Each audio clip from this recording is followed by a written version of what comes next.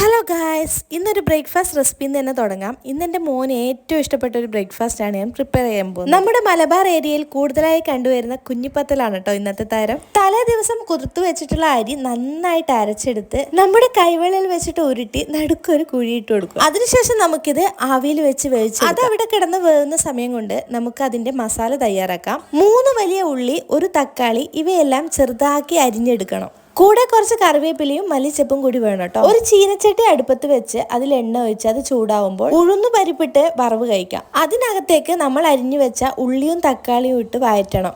അതൊന്ന് വാടി വരുമ്പോഴേക്കും നമുക്കൊരു ചമ്മന്തി പൊടിക്കാം. കുറച്ച് തേങ്ങയും ഉള്ളിയും ചുട്ടെടുത്തിട്ടുള്ള വറ്റൽമുളകും പിന്നെ മുളക് പൊടിയും ഉപ്പും ചേർത്ത് ചെറുതായി ഒന്ന് അരച്ചെടുക്കാം. പിന്നെ നമ്മുടെ ചീൻചട്ടിയിലേക്ക് അതും കൂടി മിക്സ് ചെയ്ത് കൊടുക്കുക. ഒരു കളറിന് വേണ്ടി കുറച്ച് മഞ്ഞളും കൂടി ഇട്ട് കൊടുത്തിട്ടുണ്ട്. ലാസ്റ്റ് നമ്മൾ വേവിച്ച് വെച്ചിട്ടുള്ള കുഞ്ഞിപ്പത്തിലും കൂടി ഇട്ട് നന്നായിട്ട് മിക്സ് ചെയ്ത് കൊടുക്കുക. സംഗതി കിടുവായിട്ടുണ്ട്. എല്ലാവരും ഒന്ന് ട്രൈ ചെയ്ത് നോക്കിയിട്ട് അഭിപ്രായം പറയൂ കേട്ടോ.